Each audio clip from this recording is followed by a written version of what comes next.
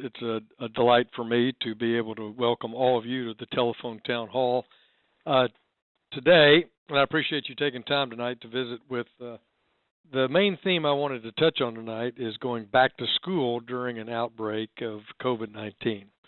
We'll be taking questions tonight throughout the call, and if you have a question, as Jeff said, please press *3, and we'll get you in the queue. I'm going to make some opening comments relevant to tonight's call, give you an update on COVID-19 response, and then we'll have our discussion. The health crisis is an unprecedented event in all of our lives. I mean, this is a once-in-a-100-year event. Currently in Arkansas, we have 6,998 active cases.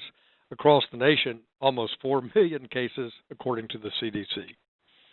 The Arkansas Department of Health, commercial labs, and UAMS are now all performing tests for COVID-19 patients in Arkansas. And we will work to address the coronavirus outbreak and continue the phased reopening of our economy. I'll tell you, all along the way the past few weeks, my staff and I've had an unprecedented level of engagement with Arkansans in working through this very, very challenging time for our families. We've been in nearly constant communication with the governor's office, hospitals, first responders, businesses around the state, while remaining in contact, obviously, with all the key government agencies here in Washington, staying up to date with the implementation of the CARES Act and other pieces of legislation that have been signed into law to help address the economic crisis that our country is facing, as well as the public health crisis. Again, if you're just joining us, this is Congressman French Hill. Thanks for joining tonight's Telephone Town Hall. And if you have a question throughout the call, don't hesitate to press *3, and that will put you in the queue.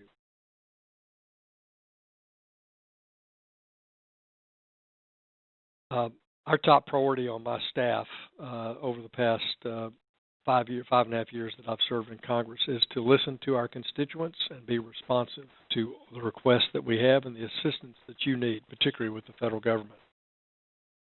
We've been engaging with Arkansans who have questions about the economic impact payments from the IRS. That's a very frequent question.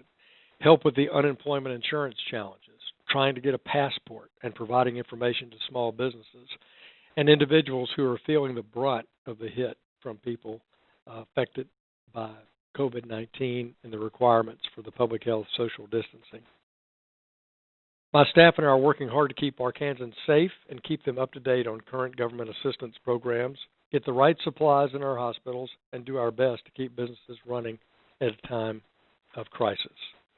Again, *3 if you'd like to ask a question.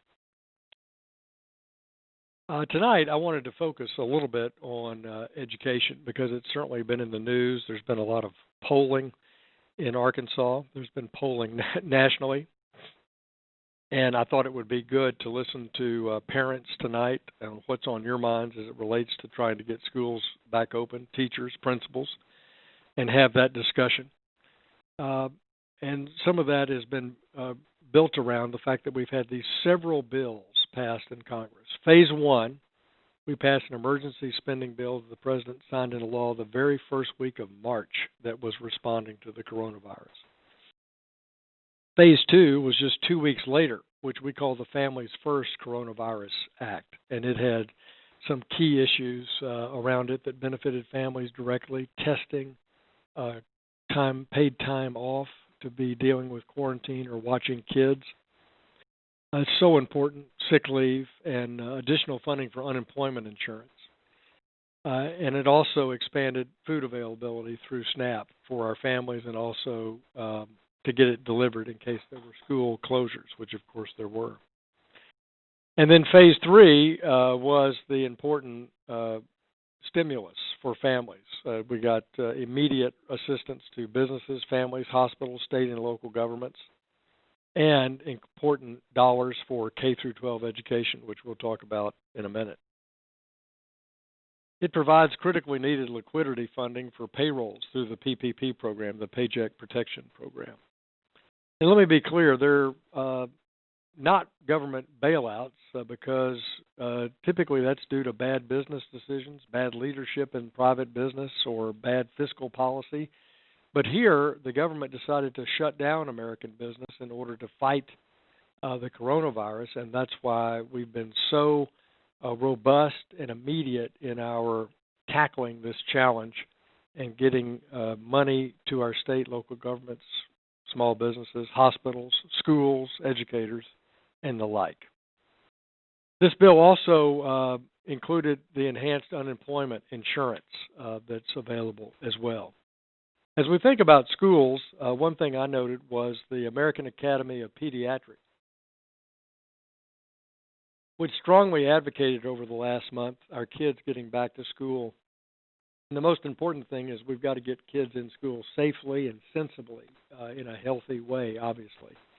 But here's what the American Academy of Pediatrics says.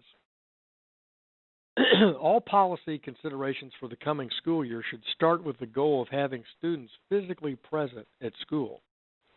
The importance of in-person learning is well documented, and there is already evidence of the negative impacts on children because of school closures in the spring of 2020. Lengthy time away from school and associated interruption of supportive services also often results in social isolation, making it difficult for schools to identify and address important learning deficits, as well as child and adolescent physical and sexual abuse, substance use, depression, and suicidal tendencies.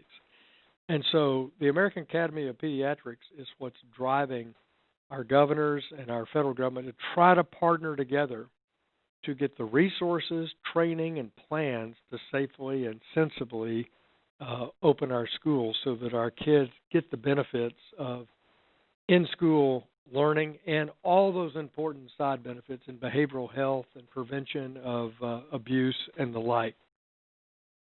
And in this regard, I'm introducing a bill this week called the HELP Act, Helping Educators with Learning Preparation, to ensure that our children can return to school safely this fall, whether through distance or in-classroom instruction.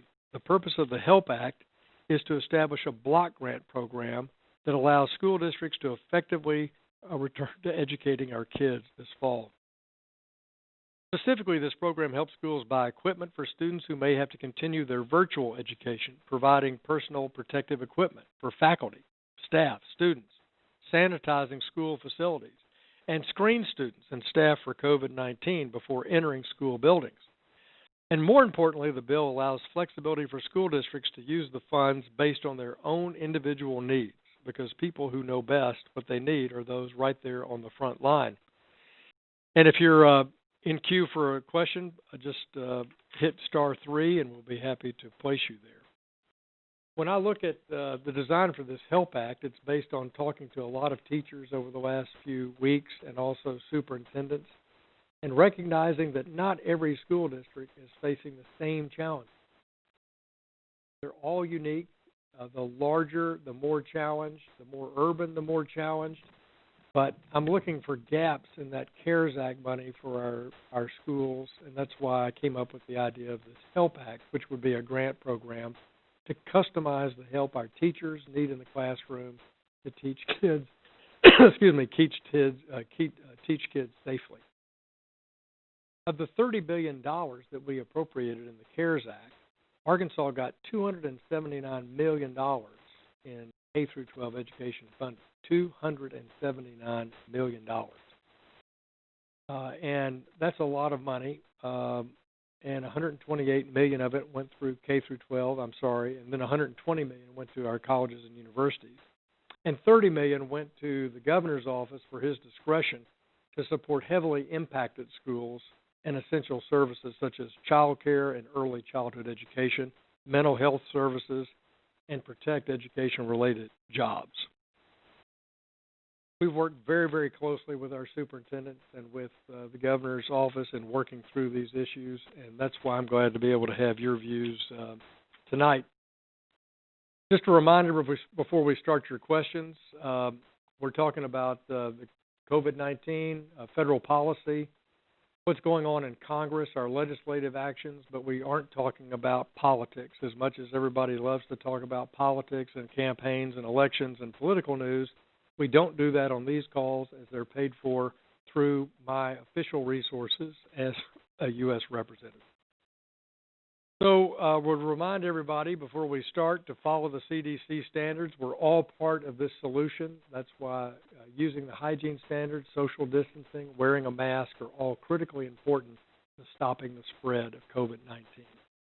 With that, Jeff, *3 if anybody wants to get in the queue for a question. If you've just joined us, and let's take our first question. Thank you, Congressman Hill. Thank you to everyone who is listening in on this call, as well as our viewers who are tuning in on Facebook Live. Our first question is going to be from Kenton from Maumelle. Kenton, you are now connected with Congressman Hill. Hey, Congressman, how you doing? Hey, sir. Thanks for calling tonight. You're welcome, man. I just wanted to know where you stood with the children going back to school. Well, I appreciate you asking that. And based on what I've seen in the science, it's really a local issue for local districts if they feel like they can open schools safely and make sure that teachers have what they need to have a clean and safe classroom. And some ideas I heard a couple of days ago, I had both the Guy Perkins superintendent on the phone as well as the Jacksonville superintendent. Guy Perkins has about 350 students in their district, and of course Jacksonville is approaching 4,000. And it was a good mix to educate me on what they're doing to protect kids, families, and the faculty at their schools. For example, let's say a teacher has type 1 diabetes and doesn't feel like they should teach in school for the semester until there's more clarity about COVID-19. Jacksonville specifically said they're going to facilitate that teacher teaching remotely. They'll be in the classroom with the kids, but via computer. And so that's a way to accommodate a teacher who's got a concern about their own health issues. They've all got elaborate work on how to keep kids safe around mealtime, going to the restroom, taking breaks, recess. And so I really think it can be just fine if the school's got a good plan and the teachers and the parents have bought into it. And we know from polling in Little Rock and Metro Arkansas that really 70% of families would like to see their kids back in school for all those reasons that the pediatricians think is very, very important. But look, here's the bottom line. We've got to do it safely and sensibly. But thanks for asking that question. And I want to support the governor and our school districts, our school districts with the information they need and the financial resources they need to be able to do that safely. So that's what we're working on here in Congress. Thank you. Jeff, how about the next question? Yes, sir. So our next caller is going to be Norman. Norman, who is calling from North Little Rock. Norman, you are now connected with Congressman Hill. Yes, my question is, what, if any, options will there be for lower-income families who may not feel comfortable sending their children back to school at this current time without a vaccine for COVID-19? Yeah, Norman, this is the key question, and what I'm hearing from my principals across the district and from our superintendents is parents have that choice, and they're thinking about the principals and superintendents I've talked to have talked about it on a 9-week basis.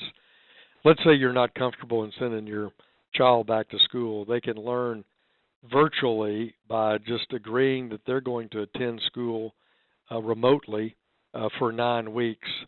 I think the administrators didn't want to have people bouncing back between in-class and virtual, so they were encouraging families that wanted their children to come to school, come on and come to school for in-class preparation, and you can reevaluate it at the end of the 9 weeks. And likewise, if you'd like your kids to attend school virtually, do that 1 9-week segment at a time. So that's some of the suggestions I've heard for parents who would prefer to keep their kids at home. This is where my HELP Act, I think, comes into play. So many of our kids are in rural areas and also in urban areas where they don't have access to broadband. They don't have access to downloading the teacher materials or the classroom work. And that's very important. It's an equity issue, it's a fairness issue, and it's an engagement issue with our kids.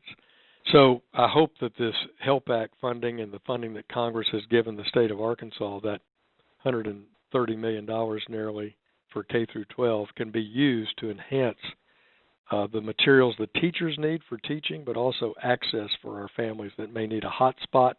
They may need some sort of broadband connection access. But thank you, Norman, for that. Jeff? Yes, sir. So our next question is going to come from a couple, Jocelyn and Adam. They have a question about liability waivers. Jocelyn and Adam, you are now connected with Congressman Hill. Oh, hey, how's it going, Congressman Hill? Hey, what's up? Thank you all for calling in. Hi, thank you. Yeah, about the question, though. Baby, tell them questions. I basically just wanted to know, it was kind of similar to what someone else asked, but what were the options for those lower income families that were not able to, do any type of in-home care or in-home schooling? What are their options if they don't want to, if they are placed with the waiver, the death liability waiver? What are their options if they don't want to sign that, if they're not comfortable with that, but they, don't have those resources available to do it at home, to be able to provide education? Yeah, no, I think that's right. I would hope, and I think this is a district-by-district issue, that they'd be accommodated with some other form of learning, because we can't let our kids fall behind. That's been so tough as a part of COVID, and how you could get education in a smaller environment. And I've heard a lot of creative ideas there, and it really is it's a networking issue in each district to make that decision.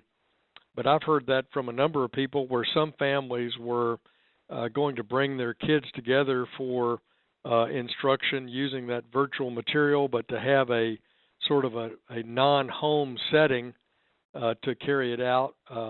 And how we get that financial support there and is very important. And so I'm going to continue to research that, because I think you've asked a great question on somebody who's not comfortable in teaching at home, but they're also not comfortable in doing instruction in school. So what is that choice?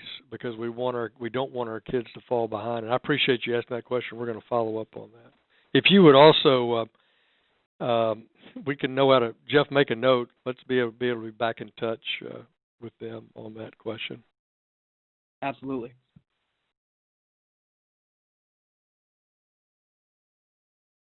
Right now, we want to turn it over to our first poll question of the evening. We want to hear from you in Central Arkansas, your thoughts. Just all you have to do is press the button on your phone, press the number that corresponds with the answer. So our first poll question of the evening, we want to hear from you. Do you support a return to in-classroom instruction in the fall? To answer yes, press the 1 key. Answer no, press the 2 key. And if you're not sure, press the 3 key. Once again, that question, do you support a return to in-classroom instruction in the fall? Answer yes, press 1. Answer no, press 2. And to say you're not sure, press 3. And so we're going to give you some time to answer that poll. And now we're going to turn it over to Julie. Julie is calling from Conway. Julie, you are now connected with Congressman Hill. My question is basically, or my statement more than a question is, if we do not get our children back in school, we cannot expect to get their parents back to work. And with the federal unemployment running out this week, if they're at home with their children, unable to go back to work and unable to get a decent amount of money from unemployment, this is just going to be a detriment to a family's financial situation, I believe. I also believe that I'm not just talking about K through 12. I have 2 children in college. Both are going for degrees in medical fields. I have one that's going to be a senior in nursing school who has already been told that if they don't get back into school and get back into clinicals this fall, they will not graduate in May. And I worry about the detriment to these lives. You're changing their whole path of their life. I also have noticed in my own neighborhood, when this first started, children were not social distancing in my neighborhood, and their parents were not making them. I saw up to 22 children playing together in the same driveway. So I just wonder what the detriment is going to be socially and economically, and just what's going to happen if they end up falling behind. Supposedly 30% of the United States children never contacted their school and never did any work when the schools were dismissed in March, and the retribution from that is going to be catastrophic. Julie, it's you've made awesome points. I agree completely with your thoughts, and that's why the Academy of Pediatricians has said what they said, that the health benefits, the behavioral health benefits, and the societal benefits of kids not being back in school outweigh the virus, and they have concrete medical reasons and behavioral health reasons for feeling that way. Plus, as you point out, the economic ramifications are immense if our hardworking families can't get back to work because their children are not in school. It's a huge challenge. And what Congress has done is provide the financial resources to continue payments for unemployment, continue the Paycheck Protection Program for small businesses to try to keep small businesses open, have vital lending out there to keep businesses moving forward so that people can be employed, and get this money to our schools so that they can safely and sensibly open with a good plan with the leadership of the superintendent and the principals. I have a son. We have a son in college. He'll be a junior, and we have a daughter who's in medical school, and I know about this issue of them having access to the things they have to do for particularly for our daughter, who's obviously studying for her profession, and how to accommodate their needs both for in-place practicums and doing procedures and doing laboratory work, as well as obviously the classroom work, which can be done virtually, but it's hard to do the rest of it virtually. So this is an economic issue and is a public health issue, but it is the right decision to try to get our families back in school and help those families, if they have to do it virtually, with the broadband connections and with the extra support they need in order to effectively do that. When we polled in Faulkner County, I know the superintendent there polled all 10,000 families in the Conway School District, and about 70% of those families wanted to get back into in-classroom learning if it could be done safely. And in the statewide poll that Governor Hutchinson had done, it was about 60% plus of families who wanted their kids back in school. So what we're trying to do in Congress is provide some financial support for those districts to do that in the right way. So, Julie, thanks for your question. I agree with the concerns you have, and we did all work together to help our kids get the learning they need and not fall behind. Our number one goal should be our kids and not falling behind.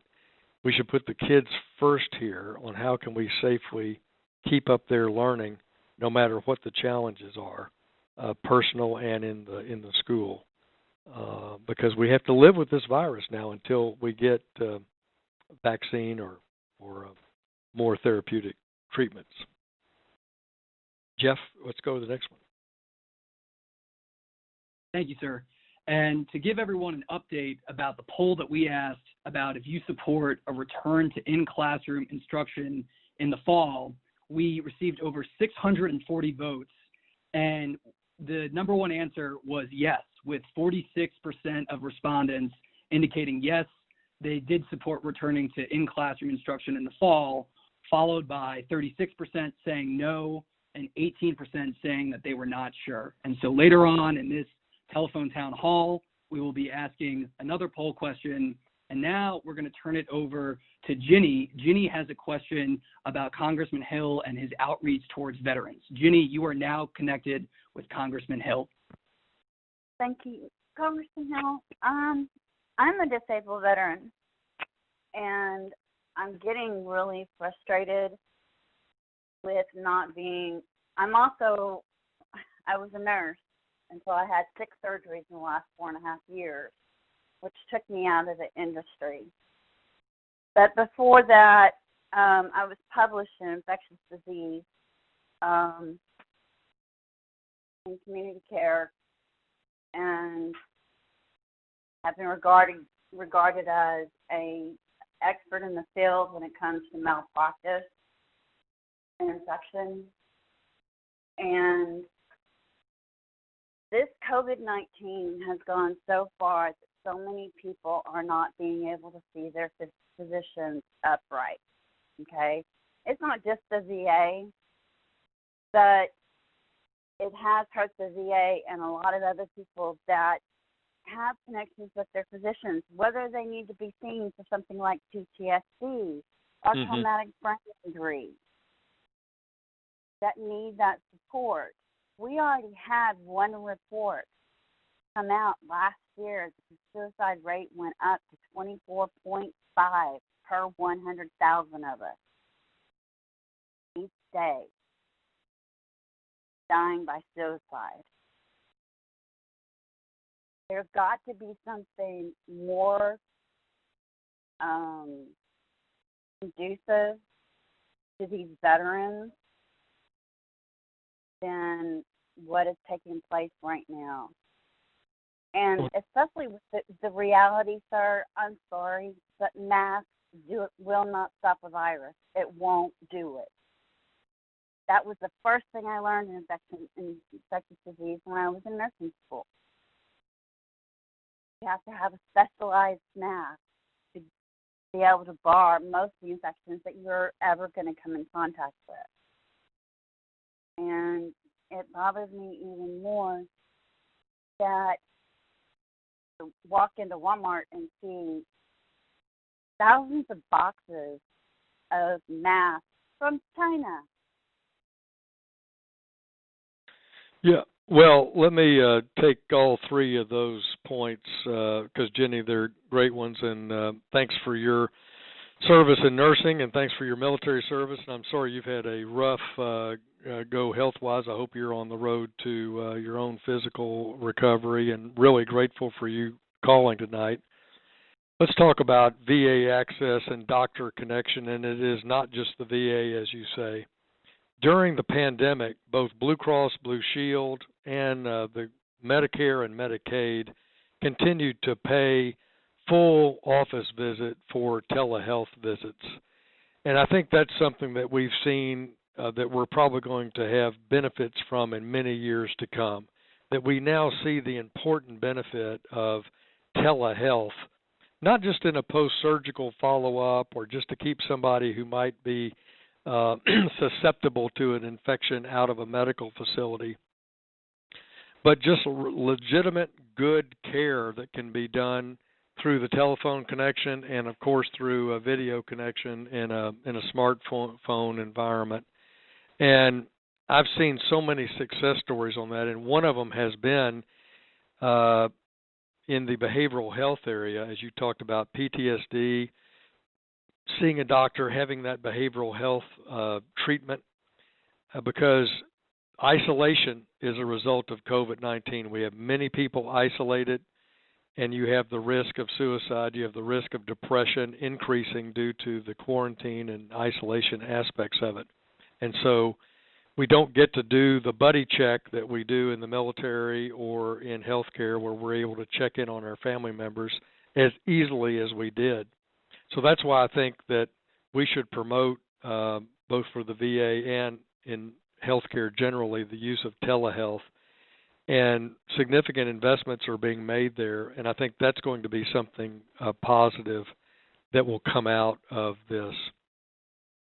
You talked about masks, and I hear you on that. I think the federal government's been all over the map on masks, but the view is that when you can't social distance, and they think the spread of the virus is predominantly from droplets from a sneeze or a cough, that if people wear masks, they do reduce the spread of that range of those droplets. And so that's why it's been agreed that masks can be helpful in a strain setting, or if you have to go to the store, or if you can't social distance. But I hear what you're saying, and all masks are not equal. That's absolutely true. And I also believe that the government's been, as I say, inconsistent on the guidance about masks. You referenced some of them being made in China, and I have a bill in Congress that actually was amended in part of the National Defense Authorization Bill today that passed the House, which is called the SAVE Act, and it takes medical supplies, PPE, the critical ingredients in pharmaceuticals, vaccines, and medical devices, and all has the government have a strategy to diversify the supply chain and not be dependent on foreign countries for manufacturing when we're in a public health crisis or a pandemic. This amends the Defense Production Act for that purpose. I think it'll be a major change and very positive for our country and not let us be caught off guard like we were in this pandemic. But Jenny, if we can help you on your medical care or anything with your service as a vet, hope you'll reach out to the office. And thank you for these excellent comments. And Jeff, I'm ready for the next one. Star 3 if you are in queue for a question. Our next caller is going to be Lane from Benton. Lane has a question about the fiscal impact of the money being spent. Lane, you are now connected with Congressman Hill. Thank you. Good evening, Congressman. And I did not mean a bait and switch on your screen caller at all, but I thought of something additional while I've been waiting here. Yeah. So 3 concerns. One is the piper's got to be paid someday, and I'm concerned about the fiscal impact of everything that we're doing and what plans are in place to mitigate that down the road. Second would be I have a daughter who's a teacher in another state, and she teaches special ed kids, and we're talking about coming back safely. I acknowledge the challenge of how do you tell a 7 or 8 year old mentally challenged child, well, you can't hug your teacher anymore, and you can't touch this, and you can't do that. So it's a thorny issue on how to do this and do it safely. And then lastly, it certainly maybe should have been first, I'm truly concerned that government has, with the striking of a pen, in many cases completely obliterated our religious freedom. And when buying gasoline or buying marijuana is considered essential, but attending church service, if it can be done safely, is just wrong. So those are my 3 comments / questions, however you want to address them. Yeah. Thank you. Those are great, Lane. Thanks for taking time to call. I'll take them in reverse order. You talked about the obliterating our religious freedom rights and rights to practice our religion, and due to the government over COVID-19, and compared it to essential businesses or businesses deemed essential, which include liquor stores, as you say, marijuana dispensaries, certainly Lowe's and Home Depot. And I get your point, and I'll tell you, it's a good one. I've been on a series of Thursday morning calls for the past 4 months with religious freedom advocates around the world. And this is an issue that's not just in the United States, but a lot of frustration about religious faithful who cannot go to church, and in some countries are given tickets going to church or written up, and it's a huge challenge. I was so pleased President Trump said that that's not right, that exercise of religion can be done in a safe way, just like we say that going in Kroger or going in Home Depot, you're supposed to exercise CDC standards, and Home Depot's supposed to exercise CDC standards, or the gas station, as you point out. Our faith communities should have, in my view, been facilitated the same thing. I talked to a lady today whose church service, everybody over 60 goes to a different service. And they have added multiple services on Sunday, for example, to accommodate and spread out their flock. And that's exactly what we probably should have done back in March. But, we didn't know. But as it drug on and that comparison of essential businesses versus free exercise of your religion came forward, it became more apparent and more offensive to people. And so I appreciate President Trump stepping up and saying that free exercise of religion should be able to be protected. Pope Francis talks about red martyrdom, which is people who were killed for their faith, red as in blood, obviously. And I think about those Coptic Christians on the beach in Libya murdered by ISIS with their heads cut off. There's no better example in modern era of what's going on in red martyrdom. But the Pope also warned in democratic republics, open societies, about religious intolerance and religious persecution, even in open societies like the United States. So I appreciate your point. Teachers and special ed, excellent point. And, that's just, that is a sensitive issue that has to be dealt with on working with kids that have special needs, about your suggestion about their love and affection for their teacher, and so challenging. But, we can do this. We have the ability to do it through compassion and through education and through hygiene standards. And it'll be tough, but the need for that touch of that teacher's love, affection, and PT and OT expertise or special ed expertise is so needed by those young people that is an important factor. And I know lots of people who've stayed open all the last 4 months using the Paycheck Protection Program who are in the child care business, who are in the occupational therapy, physical therapy, and special ed business. And they've not missed any work, and their kids are healthy and happy in their places of education. So I know we can do this safely and sensibly. And then, Lane, you asked about the fiscal impact, and it is a horrendous impact on our country and our world. This virus is a global pandemic. We haven't had one in this scope in over 100 years, and it is wreaking havoc on our federal budget and on our economics from our families right around our kitchen tables all the way to our businesses. And it's tragic, and I hate watching it every day. But we've tried to be as wise as we can in fighting the pandemic and get the economy back to full growth. But we'll have years ahead where we'll have more financial pressure on us because we had to borrow the money necessary to do this. Not unlike we did when we fought and won World War II. We're in that kind of a major fight around the world right now. So, Lane, thanks for your concern and your questions, and I appreciated your points of view. *3 if you have a question, and Jeff, let's go to the next one. Thank you, Lane, for that question. We're now going to turn it over to Bryce from Sherwood. Bryce has a question about the Paycheck Protection Program for small businesses. Bryce, you are now connected with Congressman Hill. Hi, Congressman Hill. Thank you so much for taking my call and having this evening. My question has to do with the Paycheck Protection Program. Round one helped so many small businesses keep employees employed. It was a pleasure to help keep those employees employed working at a local bank.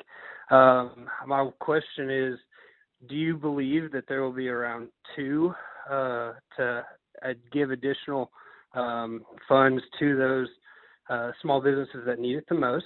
That's question number one.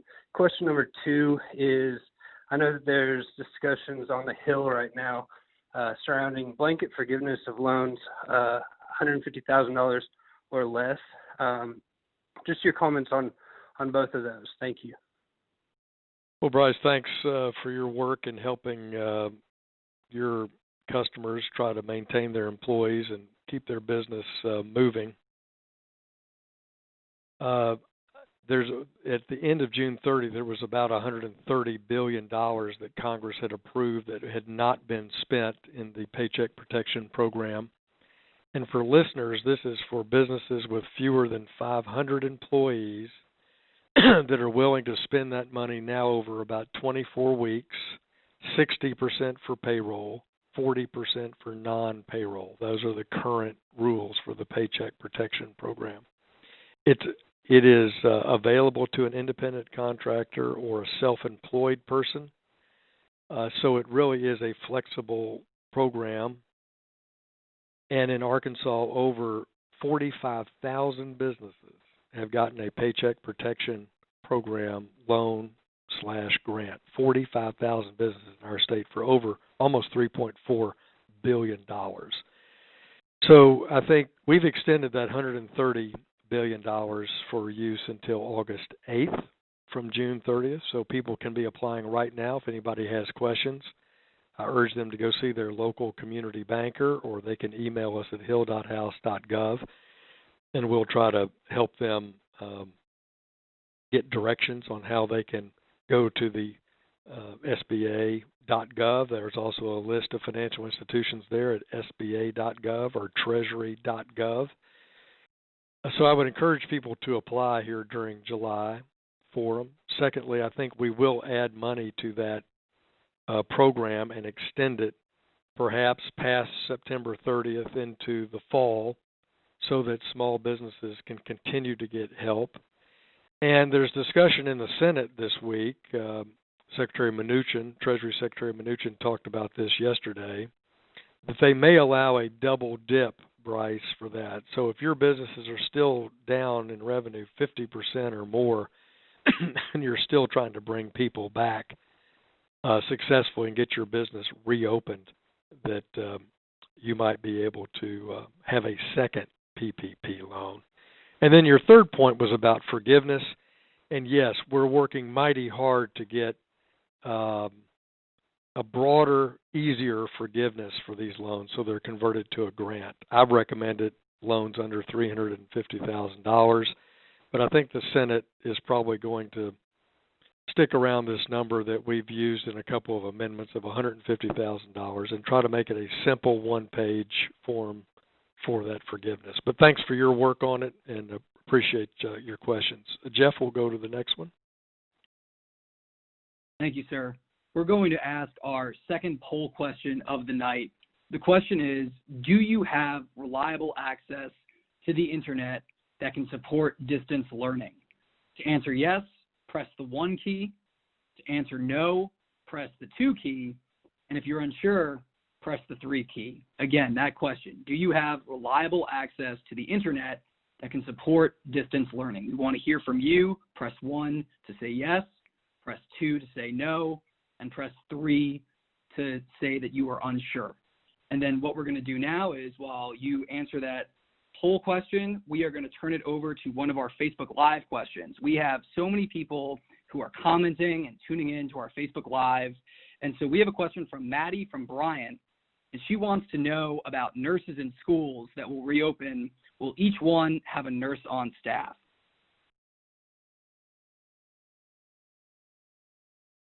Well, Maddie, thanks for listening to Facebook Live, and that's a great question because I asked that same question of our town Facebook Live discussion we had with the superintendents last week, and we also had questions on the phone about that as well.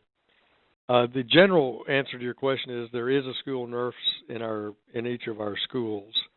What some superintendents are working on is how can they enhance that medical support through partnerships with local medical professionals and also in the behavioral health arena. We've talked a lot tonight about behavioral health access.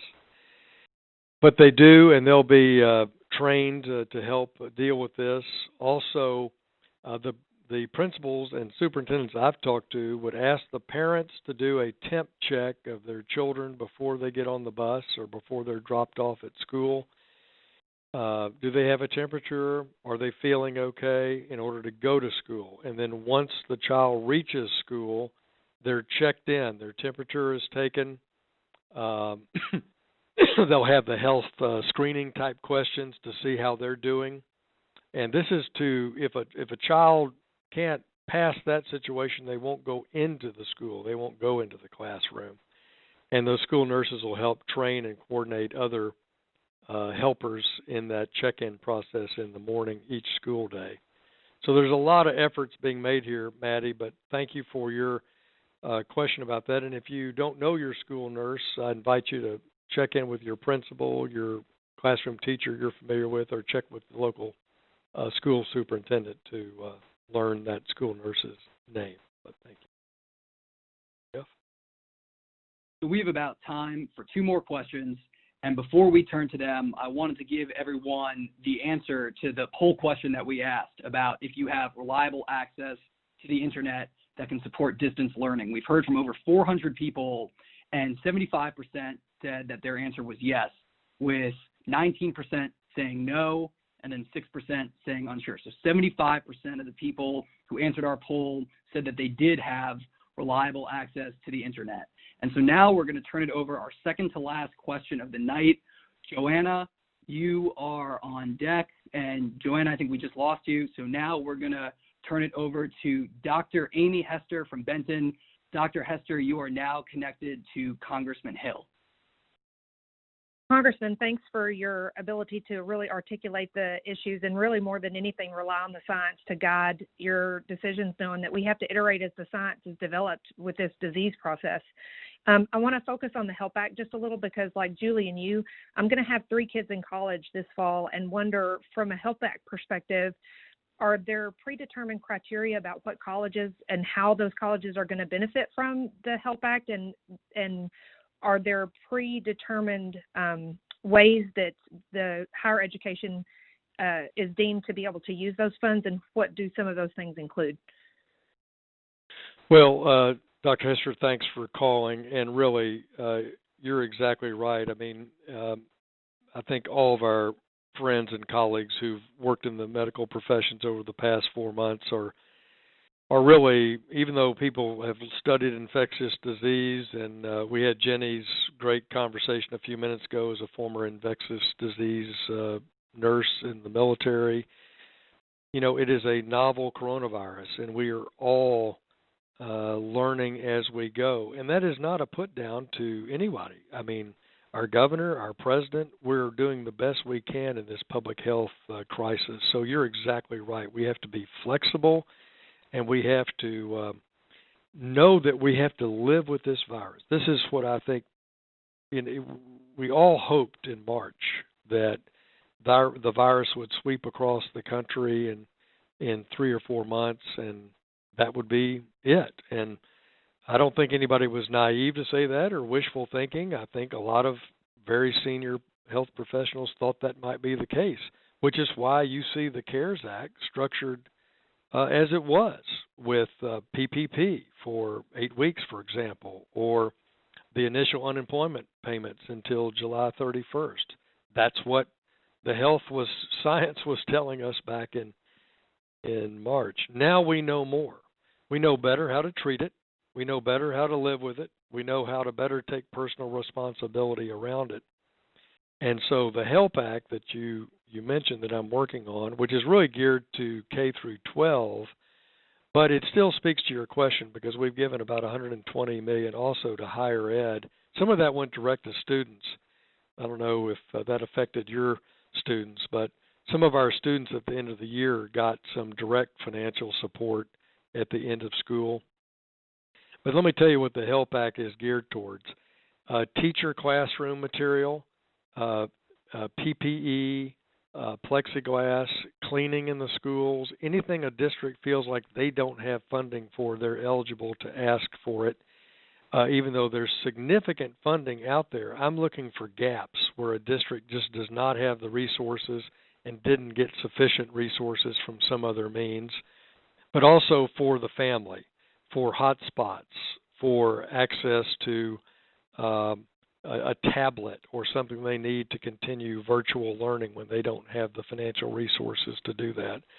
So it's to try to help that teacher and that principal be prepared in that classroom, in that school building, to receive our kids in the way of supplies and cleaning materials and also learning enhancement, but also for that family, particularly in that virtual environment where they have to get equipment or access to the internet.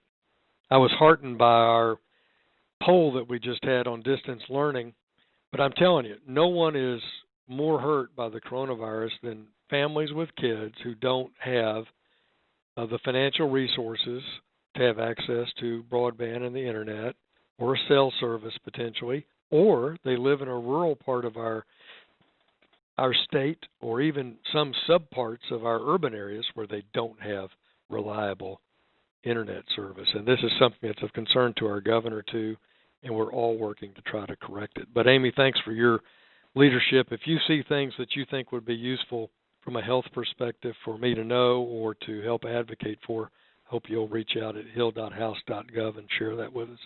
Jeff, let's at least do one more, if not two more. Come on, we can do this. All right, sir. Our next caller is going to be Michael. He's calling from Benton, and he can speak to living in a very rural area that struggles with internet. Michael, you are now connected with Congressman Hill. Thank you very much. That is one of my biggest concerns. If the kids can't go back to school, we don't have enough data reception, and there's no real internet provider for our area. And so they end up having to go to school to get on the Wi-Fi anyway. Yep. And I don't know if anything could be done, or if there's, What town are you in, Mike? We're in Glen Rose. Okay. Which is kind of in between Benton and Malvern. Yep. And it's well, just kind of my daughter, when they finished up school year, she said, it's really hard to learn on her own, and she needs a teacher to ask questions and be able to give more support. Right.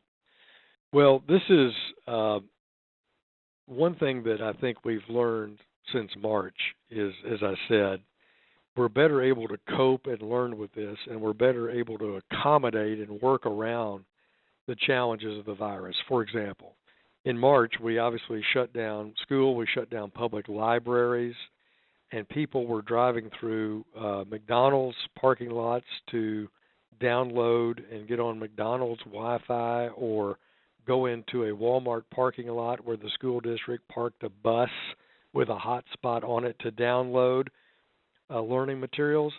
But if you don't have that interactivity capability between student and teacher, you're really out there on your own. And as you say, Michael, I think that's way too challenging for many of our kids. So what we can do now, I think, is accommodate that even if we're got some kids at home virtually learning, they can come perhaps to parts of the school that are opened up for downloading Wi-Fi access, try to keep our public libraries open in that Wi-Fi access. I think if kids don't have access to a cell phone to be able to talk to that teacher about the materials in the lesson, that should be a potential accommodation where they have at least telephonic capability and texting capability to that teacher, even if they don't have a super high-speed internet connection. So I would urge you to, talk to your mayor, talk to the county judge about that gap in internet connectivity, because they're all working on it. They're all getting access to grants to try to extend internet connectivity into some of our towns and unincorporated areas in the state that don't have high-speed internet. I saw the governor the other day said that I think he and Mike Preston, who's the economic czar over there in the governor's office, said that maybe 200,000 people didn't have access to the internet in Arkansas. And I just don't believe that. I mean, we have about over 3 million people in the state, but I bet it's more than 200,000 households don't have a good, reliable, high-speed internet connection. And so doing those maps and tackling that for our citizens, our mayors, our county judges are all working with internet service providers and telephone companies to try to correct that. So, Michael, thanks for your question. You've highlighted something I'm concerned about, which is why I'm trying to get more broadband money in this next bill and some freedom for the state. You know, we gave the states a lot of money. We gave Arkansas $1.2 billion, and I'd like for the governor to have more freedom to use that money maybe to help fix this access to broadband issue. So that's what we're working on. But thank you for that. Jeff, what do you think? One more? Can you do one more? I think we could do one more. Our Okay. final question of the evening is going to be Karen from BB. Karen, you are now connected with Congressman Hill. Yes, hello, Congressman. I just mainly want to thank you so much for your support. I'm a nurse of 42 years, and my main concern is I feel like our hospital and the authorities have been a little bit disingenuous as to how the virus is affecting Arkansas. We are taking lots of precautions, of course, but it is very concerning to me that we are seeing symptomatic patients with negative COVID, and then the doctors are saying they don't believe it. So it's a very dangerous situation. I, again, want to thank you so much for your support. My main question is, how do we convince the public to wear the mask? The mask is not going to protect us. It's going to protect everybody else from who might have the virus. Well, Karen, thanks. And 42 years, what a wonderful career. And I know you reflect every day on those 42 years and all the people who have been protected, cared for, healed by your touch. And God bless you for that. It's such a wonderful career, and grateful for your comments. Look, this is, I participated in the governor's press conference last week, and I simply said, this mask issue is, I recognize there's been mixed messages sent from the public health officials about the viability of the mask or not. But with this virus still spreading, it is the neighborly thing to do. So if you wear that mask when you can't social distance and you're out in the public around people, non-family members, it's just the right thing to do. And you are collectively helping your neighbor beat the virus and move on. And we have to live with this. If we want our kids in school, if we want to get back to work, if we want our daycares open, if we want our favorite restaurants functioning, if we want to go on about our lives, it's just one of those sacrifices right now that I believe in good judgment is the right one to make.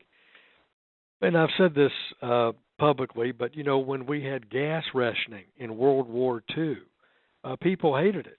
The people who hated it the most are 16-year-olds. They'd just gotten the right to drive, and they had no ability to buy gas to go anywhere and see their friends.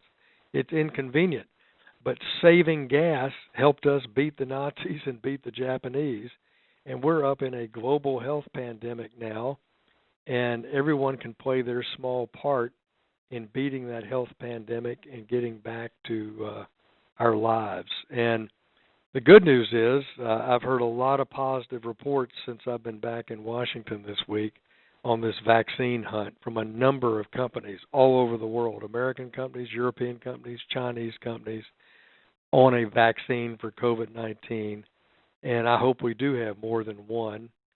Moderna's was announced last week that they're going into a large phase 3 clinical trial with humans, and we want to get that vaccine so that we can get back to our work. So thank you, Karen, for your work as a nurse and for your caring for all Central Arkansans. And I appreciate everybody tonight participating in the call. I always learn things. I really appreciated the question about how do we help people who aren't comfortable with their kids in public school but don't feel confident enough to do the teaching at home due to work primarily. How do we what's that position? We're going to research that one. Everybody's questions were great. If you had a question that we didn't get to, please email us at hill.house.gov and we will respond back to you. I hope everybody has a great evening. Stay healthy out there, and when you can't social distance, please wear a great fashionable bandana or mask. Everybody have a good night. We'll see you.